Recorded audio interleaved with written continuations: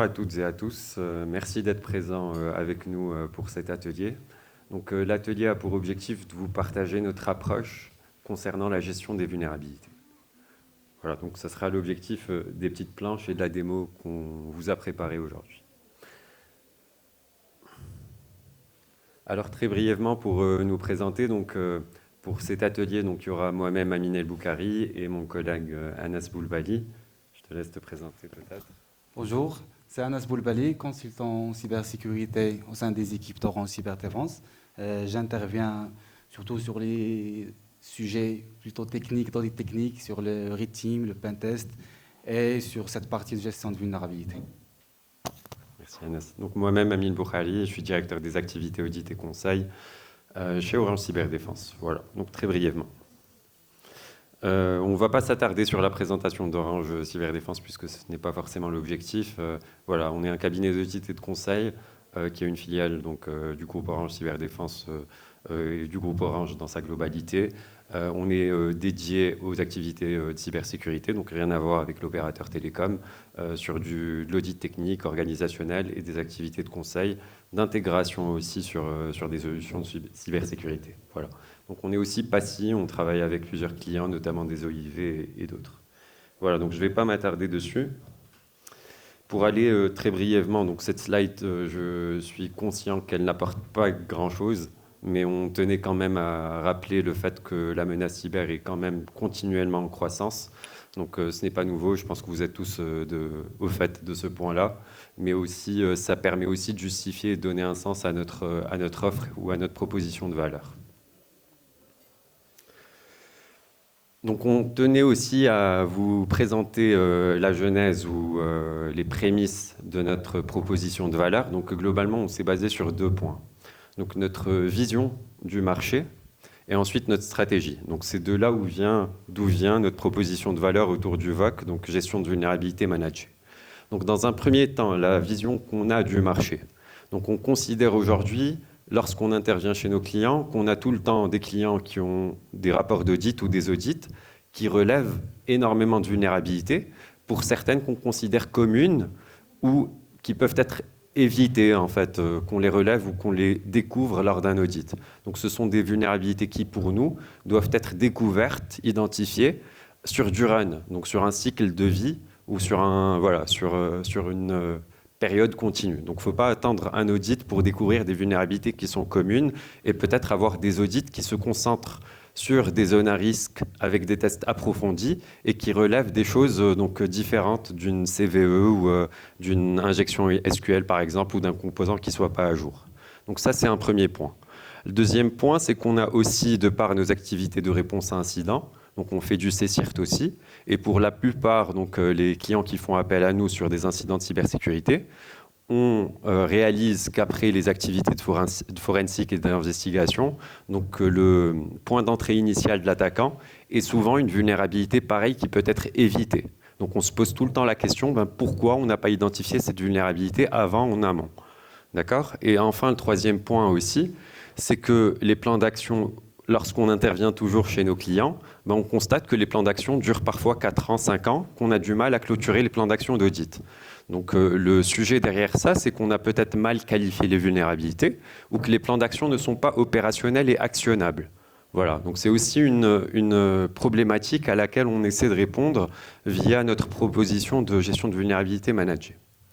Donc l'autre point qui est peut-être un petit point sur notre volonté ou stratégie, si on peut l'appeler ainsi, c'est que globalement, on est un cabinet d'audit et de conseil, mais on aimerait aussi aider nos clients, donc vous aidez-vous, à faire les choses plutôt que vous dire comment faire les choses. Donc lorsqu'on fait des audits, c'est facile pour nous aujourd'hui, même si ça demande beaucoup d'expertise, d'identifier des vulnérabilités, mais globalement, à la suite de cette identification de vulnérabilité, on propose des plans d'action, et ensuite on part. Donc on aimerait bien ne pas s'arrêter là, et peut-être intervenir dans des cas différents et vous aider à mettre en place des dispositifs de cybersécurité et notamment peut-être un dispositif de gestion de vulnérabilité. Donc globalement, c'est ce qu'on appelle ici donc, de passer d'une posture de faire faire des choses à nos clients à faire les choses pour vous. Voilà. Donc c'est ce qui fait qu'aujourd'hui on propose ce sujet-là de gestion de vulnérabilité. Donc il y a une offre qu'on verra dans le détail avec peut-être ses caractéristiques qui peut peut-être aussi vous alimenter, même si vous ne souhaitez pas forcément y adhérer, mais globalement qui couvre tout le processus de gestion de vulnérabilité de bout en bout. Alors, donc peut-être pour accentuer la partie constat que j'ai évoquée très rapidement, que j'ai évoqué d'un spectre un peu large sur la vision marché, mais globalement sur les constats, on a donc un nombre de vulnérabilités qui est élevé chez nos clients avec des plans d'action qui ne s'arrêtent pas. On a de la difficulté à traiter les vulnérabilités, donc parfois on s'appuie sur des scanners de vulnérabilité, donc qui sont très bien. Je critique pas les scanners de vulnérabilité, mais les descriptions parfois des vulnérabilités ou les recommandations ne sont pas actionnables. Donc on ne sait pas quoi faire de ces recommandations ou de ces vulnérabilités de façon générale. Ensuite, on a aussi un dernier point que je souhaite commenter, c'est l'hétérogénéité des composants IT, puisque vous avez, je suppose toutes et tous, des systèmes d'information avec des composants différents. Vous avez des serveurs, des applications web, des AD, peut-être du SAP, des ERP, etc. Aujourd'hui, avoir un outil de scan de vulnérabilité qui scanne tout et de se dire « Ok, je gère mes vulnérabilités », on trouve ça assez limite, puisque pour identifier les vulnérabilités spécifiques aux applications web, identifier les vulnérabilités spécifiques à l'Active Directory, ça nécessite parfois des outils ou des technologies qui soient spécifiques sur ces actifs-là. Voilà, donc c'est aussi un point auquel on essaie de répondre, on le verra par la suite. Mais globalement, vous avez aussi les impacts qu'on peut constater chez nos clients, donc avec des équipes parfois qui sont noyées ou frustrées de par le nombre de vulnérabilités qu'ils peuvent avoir, ou les plans d'action qui ne sont pas actionnables justement, ou peut-être aussi un traitement de vulnérabilité qui ne se fait pas au regard des risques. Voilà. Donc ça peut aussi engendrer pas mal de problématiques. Donc je vais pas commenter le reste pour peut-être avancer rapidement et aussi passer à la démo. Donc je vais avancer. Donc notre proposition de valeur aujourd'hui, elle s'articule sur un service, ou en tout cas la gestion de vulnérabilité, donc c'est assez classique, s'articule sur le triptyque, donc People, Process, Technology. Donc c'est aussi ce qu'on propose. La partie People, donc c'est plutôt des analystes donc dédiés au VOC, donc gestion de vulnérabilité managée, qui vont ensuite s'interfacer avec d'autres dispositifs que vous pourriez avoir, par exemple le SOC, on le verra par la suite. Les process, puisqu'il est important de définir des processus pour la gestion de vulnérabilité, la gestion de la remédiation, la priorisation, comment est-ce qu'on priorise les vulnérabilités. Donc la partie processus est importante. Et enfin, la partie outillage, je l'ai évoqué à l'instant. Donc disposer d'un outillage, donc de scanners spécifiques pour chacune des technologies. Avoir aussi peut-être un orchestrateur qui puisse lancer chaque outil en fonction du besoin ou du process qu'on aurait défini. Et aussi agréger les résultats de chacun des outils. Donc si on a 10 outils, chacun spécifique sur une techno, c'est compliqué de synchroniser tous ces outils, de collecter les résultats, de les agréger, de les centraliser. Voilà, donc disposer d'un orchestrateur est aussi important. Voilà, vous avez à droite aussi l'organisation, ou en tout cas la proposition qu'on vous fait sur la gestion de vulnérabilité. Aujourd'hui, elle peut être hybride ou plug and play, donc du VOC managé complètement, ou du sur-mesure avec peut-être une définition du dispositif de gestion de vulnérabilité dans sa globalité. Et ensuite, on peut vous assister sur demande au besoin sur des points spécifiques. Voilà, donc j'avance. Donc comment ça se traduit d'un point de vue workflow? Donc on a une première partie qui est gouvernance. Donc sur la gestion de vulnérabilité, il nous semble important de définir les process. Donc de définir le RACI, donc les RACI de chacune des personnes donc, qui interviennent dans ce dispositif, de définir quelles sont les ressources qui doivent être mises en place pour la gestion de vulnérabilité et de définir aussi une stratégie avec des KPI. Ensuite, on passe sur des activités qui ici sont présentées de façon linéaire mais qui peuvent être récurrentes. Donc on a l'identification dans un premier temps des assets. Donc il est important d'avoir une reconnaissance de ces actifs qui soit exhaustive. Donc ça, vous le savez tous, on a tous du mal à avoir un asset inventory qui soit exhaustif. Donc c'est aussi des choses sur lesquelles on peut vous aider. Mais globalement, c'est la première phase de la gestion de vulnérabilité, c'est de disposer d'un asset inventory qui soit exhaustif et complet. Ensuite, on passe à la partie détection. Donc c'est là où on va scanner les vulnérabilités en fonction de la procédure ou de la politique de gestion de vulnérabilité. Donc on peut se dire par exemple, pour les actifs à risque, on va faire des scans peut-être mensuelle ou toutes les 2 semaines ou toutes les semaines. Pour les actifs à moindre risque, on va peut-être temporiser un peu plus. Ensuite, la partie analyse et priorisation. Donc, globalement, on va récupérer le résultat et donc c'est un travail qui va être fait par les analystes VOC. Où on va agréger l'ensemble des résultats, donc les qualifier, confirmer les vulnérabilités par des POC, proposer des recommandations des niveaux de sévérité qui soient adéquats et aussi donc avoir un plan d'action qui soit actionnable. Ensuite, donc, il y a la partie remediation follow-up. Donc ici, ce qu'on propose, c'est de faire un pilotage de la remédiation, peut-être via des ateliers opérationnels avec vos équipes où on va voir avec eux comment implémenter réellement l'action de remédiation et aussi faire un suivi avec du drumbeat. Donc voilà, lister les actions, relancer les personnes, faire un pilotage globalement de la remédiation. Et enfin, la partie monitoring, puisque on aime tout ça le dire, donc quand on parle de posture cybersécurité, on a à chaque fois 2 axes, donc la partie protection, puis la partie détection et réaction. Donc lorsqu'on identifie des vulnérabilités, il est très important de partager l'information notamment au SOC pour qu'il y ait peut-être des use cases spécifiques pour surveiller ces actifs qui sont vulnérables. Donc vu qu'on n'est pas capable de protéger ces actifs vu qu'ils sont vulnérables, il est important d'accentuer les capacités de détection et de réaction. D'où la partie monitoring. Voilà, donc j'avance. Voilà, donc peut-être une vue architecturale, donc je vais laisser la main à Anas. Merci Amine. Donc en partant de ces problématiques présentées par Amine, on a créé un agrégateur et un orchestrateur qui va donner la possibilité de lancer des scans de reconnaissance pour identifier les assets, vos assets, et puis on lance des scans de vulnérabilité, on récupère ce résultat des scans, et puis on va prioriser et traiter ces vulnérabilités. Donc, premièrement, on récupère ces informations à travers la solution connecteur. Donc, on a des connecteurs avec des outils pour des scans de vulnérabilité. Vous faisiez des pratiques comme du pentest, du bug bounty, des outils de scoring. Donc, on récupère ces informations. Puis, il y a une partie de veille pour veiller, pour voir quels sont les CVE, les vulnérabilités, les zero day qui ont été détectés. La première problématique, c'est centraliser le résultat de toutes ces vulnérabilités dans une base de données, mais pas comme la plupart fait dans des fichiers Excel, mais on fait la normalisation. La normalisation, c'est-à-dire on va normaliser ces vulnérabilités. Donc, 2 vulnérabilités qui viennent deux sources de vulnérabilité, une par un pentest, une autre vient d'un outil de scan de vulnérabilité, ça va être considéré comme une seule vulnérabilité si c'est la même vulnérabilité sur la même asset. Du coup, on ne va pas avoir un backlog ou bien plusieurs vulnérabilités de dupliquer. Donc, on fait une première partie de duplication. La deuxième problématique, c'est le scoring. Donc, si on parle de vulnérabilité, on parle du scoring de type CVSS. Donc, le CVSS est bon sur la partie vulnérabilité, la partie technique pour identifier la vulnérabilité.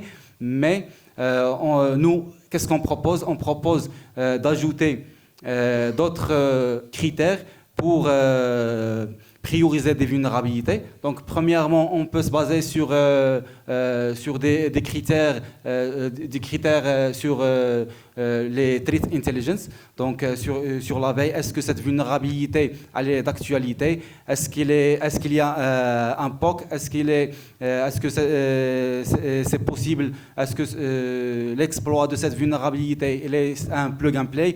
Est-ce que ça peut être l'exploit, ça peut être fait en remote ou non? Le deuxième critère, c'est la criticité business. Donc, on a la même vulnérabilité sur 2 serveurs. Donc, on doit faire ça dépend de la criticité de chaque asset. On peut se dire, est-ce qu'on va commencer par ce périmètre ou bien un autre périmètre, ou bien à remédier ces vulnérabilités sur ce serveur et ne pas sur un autre serveur. Donc, c'est ça où, après, ça vient une partie de qualification de vulnérabilité par les VOC analystes. Donc, oui, on sait qu'on est vulnérable, on a un backlog, on a des vulnérabilités, mais il faut traiter ces vulnérabilités. Donc, c'est la valeur ajoutée des VOC analystes. Ils vont qualifier la vulnérabilité. Est-ce que si la vulnérabilité existe? Est-ce que c'est un faux positif? Est-ce que puisque les VOC analystes, c'est des gens techniques, donc c'est des pentesters et tout, donc ils vont mieux qualifier la vulnérabilité et pousser l'exploit jusqu'au bout. Et puis, on peut se connecter avec lors de la remédiation. On peut se connecter avec des outils de ticketing pour suivre les vulnérabilités. Donc, on a créé des process pour les communications, pour communiquer avec les asset owners et pour remédier ces vulnérabilités. Donc, la valeur ajoutée aussi ici, c'est de convaincre les asset owners à remédier ces vulnérabilités et de bien communiquer avec les asset owners. Donc, des fois, des asset owners, c'est des gens qui sont pas techniques, il faut les convaincre. Et puis, on est en contact avec les développeurs, les administrateurs système pour les aider à corriger, à corriger ces vulnérabilités. Donc, on peut se connecter avec Jira ou bien un outil d'orchestration de type SOAR. Et puis, on a une partie des dashboards pour vous présenter les actualités, combien de vulnérabilités ont été clôturées et tout. Donc, on passe maintenant sur la partie démo. Ouais, juste pour synthétiser très rapidement, aussi compléter. Donc, notre offre, qu'est-ce qu'elle permet de mettre en place? Donc, on va mettre en place des scanners spécifiques à chacune des technos. Donc, c'est ce que vous avez à gauche, avec un complément sur la partie inventaire et sur la partie threat intel. Donc ça, on s'en occupe et on le déploie au sein de votre système d'information. Donc la partie centralisation et normalisation, donc c'est un outil propriétaire qu'on a développé qui est pareil installé chez vous, qui va collecter et donner des ordres aux différents scanners. Donc il donne des ordres pour lancer les scans et il collecte les résultats. Ensuite, donc pareil, la partie analyste, donc ce sont des analystes qui vont être mis à disposition peut-être au sein de vos locaux ou pas, ou en support à vos équipes, qui vont donc traiter, comme l'a dit Anas, donc qualifier, prioriser les vulnérabilités, et ensuite donc créer des tickets auprès du SOC pour la partie détection. Voilà, pour simplifier. Donc tout ça, ça se base sur une infra, des outils qui sont packagés, qu'on est capable de déployer chez vous pour des raisons notamment que vous pourriez avoir de confidentialité ou de sécurité dans leur globalité. Voilà. Et voilà, juste pour l'outillage, donc il y a des outils qui sont open source, donc je vous donne des exemples. Par exemple, pour l'AD, on peut utiliser du Ping Castle. Pour de l'infra, on peut utiliser du Tenable ou du Qualys. Et pour du web, on peut utiliser soit du Tenable spécialisé, d'Akunetics, par exemple aussi, qui est spécifique aux applications pour du DAST ou du SAST. Voilà, donc c'est des exemples. Mais en tout cas, l'offre, c'est une offre packagée, basée sur des objectifs et pas forcément sur des moyens. Donc je laisse Anas, il va vous présenter rapidement. Donc ça, c'est l'interface qu'utilise un analyste, en fait. Donc vous, si vous souscriviez à l'offre, vous aurez accès à tout, puisqu'on fonctionne en boîte blanche, donc en toute transparence. Mais globalement, c'est plutôt des tâches que va faire un analyste. Je te laisse peut-être. Oui, donc la première partie, c'est on ajoute un workspace. Un workspace, ça peut être un client ou bien un périmètre. Donc on lance la mission. Donc premièrement, on donne un nom du workspace, on donne une date et une fin pour la mission. Par exemple, après, on va ajouter le workspace. Donc, sur ce workspace qu'on a ajouté, on peut choisir l'équipe qui va travailler sur cette mission. Donc, par exemple, je vais choisir deux VOC analystes qui vont, moi en tant que VOC manager, je vais ajouter deux VOC analystes qui vont travailler sur cette mission. Donc, premièrement, on a créé notre workspace, puis il faut d'abord ajouter les assets qui vont être scannés.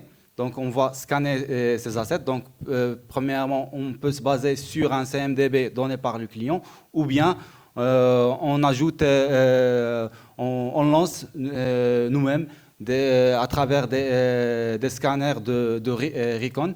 Donc, on lance des scans pour trouver les assets parce que des fois, des clients, ils ont une maîtrise sur le DNS. Maintenant, on parle sur l'exposition interne, mais externe, mais l'interne ou externe, il n'y a pas une différence pour l'outil. Donc, par exemple, je vais ajouter ces trois assets. Un asset ici, c'est un nom de domaine ou bien un sous-domaine, mais ça peut être une application, ça peut être un repository GitHub si on est dans le scan du code source. Ça peut être des workstations. Donc, c'est ça. Donc ici, on a les assets. On peut choisir les assets pour lancer les scans. Donc, premièrement, il y a Discovery Scan, un scan de reconnaissance de Recon qui va lancer un scan pour trouver les sous-domaines, voir pour détecter les technologies, faire des screenshots. On va voir après pour la nécessité des screenshots, faire un scan des ports parce que des fois on a des applications qui sont exposées, mais il y a d'autres ports qui ont été laissés. Et puis, on peut choisir les scanners de vulnérabilité. On va revenir vers cette partie des connecteurs. Donc, comment on configure. C'est simple, c'est très simple pour configurer les connecteurs. Donc, puis, on a cette partie de planification des scans. Donc, on peut lancer des scans planifiés, donc soit des scans hebdomadaires ou bien chaque mois. Donc, on peut spécifier la date. Par exemple, on lance des scans chaque début de mois à telle heure. Donc, lorsqu'on lance le scan, le VOC analyste va recevoir des notifications sur Teams. Donc, on a aussi cette possibilité de notifier le VOC analyste, le client, au cas où on a lancé un scan de vulnérabilité, le scan a terminé, au cas où on a détecté le scanner a détecté des vulnérabilités critiques pour réagir. Donc, puis on ne va pas attendre ce scan. On a déjà créé un workspace qui est dédié aux démos. Oui. Je voulais juste commenter. Donc là, on a vu la partie comment est-ce qu'on rajoute les assets. Donc c'est quelque chose qui se fait la première fois, donc lors du cadrage ou de l'initialisation. Et donc la partie planification des scans, donc on va le faire en fonction de votre procédure de gestion de vulnérabilité. Donc globalement, sur la première phase, on a vu tout à l'heure qu'il y avait une définition de process. On va se dire, voici la récurrence des scans, pour quel périmètre. Et donc là, on va juste venir avec ce qu'a montré Anas, on va venir répercuter la procédure ou les politiques sur cet orchestrateur.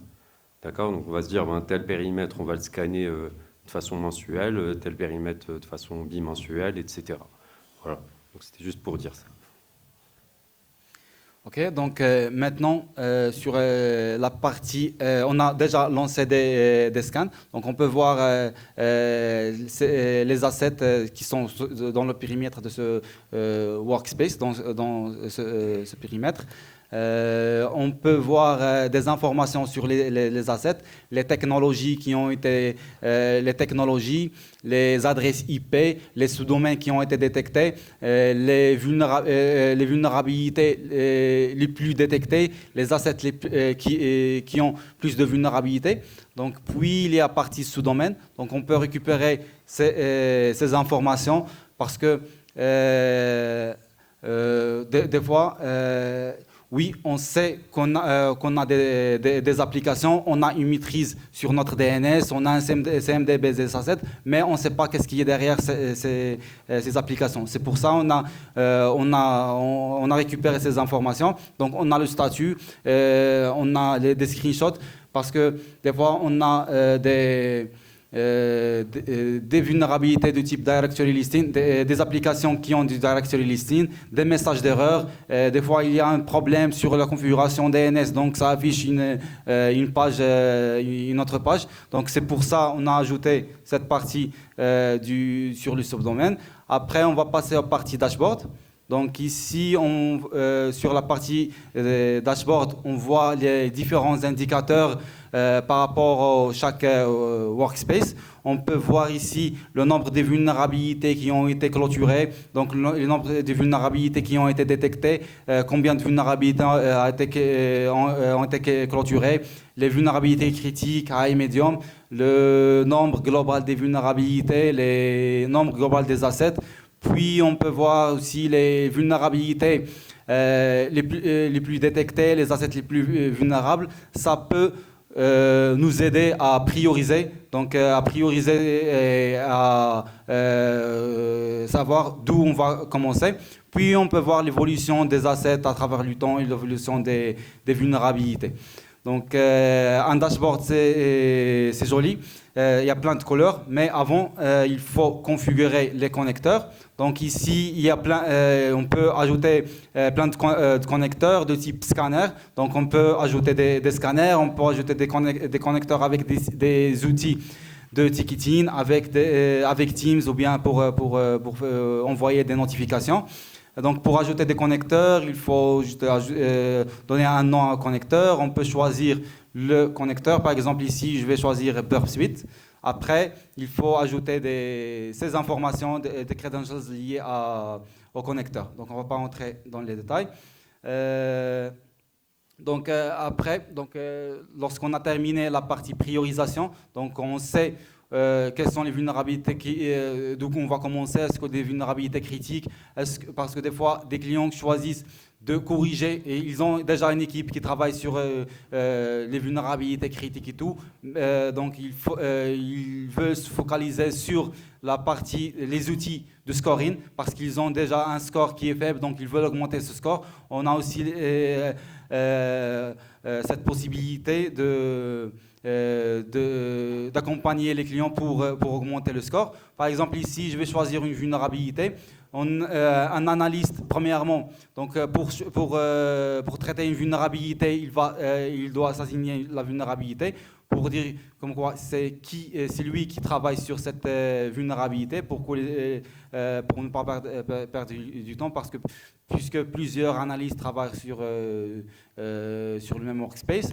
Donc puis après on a cette partie on peut voir la description, la remédiation. Donc ça c'est en anglais, mais c'est possible on sait qu'il y a pas mal de clients qui veulent que les informations seront en français, donc c'est possible. Puis il y a les détails techniques pour l'analyste, pour vérifier l'existence de la vulnérabilité, parce qu'on ne peut pas envoyer des faux positifs à des asset owners, à des prestataires de développement. Donc on doit valider que la vulnérabilité existe.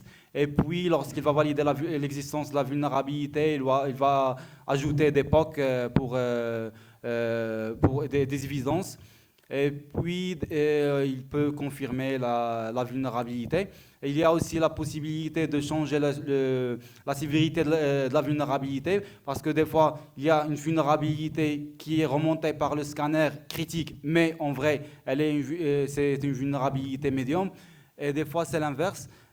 Donc, ça nous est arrivé de trouver une vulnérabilité de type directory listing, donc qui était une vulnérabilité de type medium, mais après, lorsqu'on a poussé nos tests jusqu'au bout, donc ça a été possible d'avoir du code execution sur un serveur, parce qu'il y avait un fichier .zip, et il a été possible de télécharger le fichier zip où il y avait des credentials et tout. Donc ça a été remonté en critique, et puis pour après la prioriser dans la phase de la remédiation. Après, lorsque le VOC analyste il va confirmer l'existence de la vulnérabilité, il peut créer un ticket. Il a la possibilité de créer des tickets Jira. Donc, c'est pour contacter les asset owners, les équipes pour la remédiation. Donc, c'est configurable. Maintenant, on récupère les assets, la description et tout. C'est possible d'ajouter aussi un fichier CSV, donc ajouter plus de détails pour accompagner, pour contacter les asset owners à remédier ces vulnérabilités. Donc finalement, on a aussi une partie où il y a un plan de remédiation pour des fois des clients qui veulent juste le plan de remédiation pour savoir d'où ils veulent commencer et tout. Maintenant, on doit passer... Juste peut-être pour apporter aussi quelques autres précisions. Donc le dashboard, il est complètement personnalisable. Donc il y a différents formats de dashboard en fonction de ce que vous souhaitez voir. Donc, on a vu tout à l'heure les connecteurs. Donc, les connecteurs, c'est en fonction de l'outillage qu'on souhaite mettre en place pour couvrir vos spécificités en termes de technologie ou d'outillage. Donc, ça aussi, c'est complètement customisable. Donc, encore une fois, toute l'interface, c'est cette application. Donc, normalement, c'est du back-office. Donc, c'est ce qu'utilise un analyste VOC. Et vous avez aussi l'occasion de vous y connecter si vous le souhaitez pour essayer de voir qu'est-ce qui se passe sur ce dispositif de gestion de vulnérabilité. Donc il y avait peut-être une partie sur, quand on va sur la liste des vulnérabilités, vous allez aussi pouvoir voir quelles sont les vulnérabilités qui ont été prises en charge et confirmées ou non. Voilà, donc toute vulnérabilité qui est juste issue du scanner de vuln doit être prise en charge par un analyste VOC, et vous avez aussi des SLA en fonction et en conséquence de la nature de la vulnérabilité. Voilà, donc c'était juste une petite présentation technique pour voir quel est l'outillage et qu'est-ce que fait réellement un analyste VOC sur cette offre-là. Donc ensuite, on avait juste un retour d'expérience très rapide donc sur l'une des missions qu'on opère depuis plusieurs années. Je ne sais pas si tu veux, je te laisse. Ok, donc en mai 2022, on a commencé par un diagnostic de maturité sur la gestion de vulnérabilité d'un client.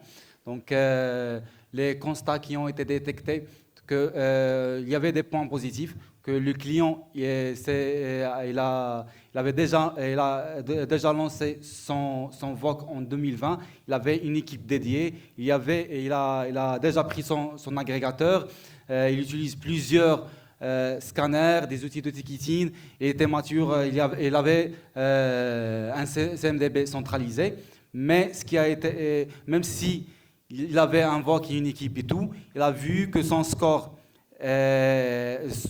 sur les outils de ticketing était pas bon. Il y avait, il a des outils, mais qui va traiter ces vulnérabilités parce qu'il y a le scope était très grand. C'est un leader dans le domaine industriel. Donc, on a détecté qu'il y avait des processus globaux qui sont incomplets, des suivis de remédiation qui sont non standardisés. Donc, on a accompagné ce client pour faire une refonte des processus de gestion de vulnérabilité, pour traiter les vulnérabilités de bout en bout, depuis la détection de la vulnérabilité, la recherche des assets owners, le traitement de la vulnérabilité, puis la partie remédiation.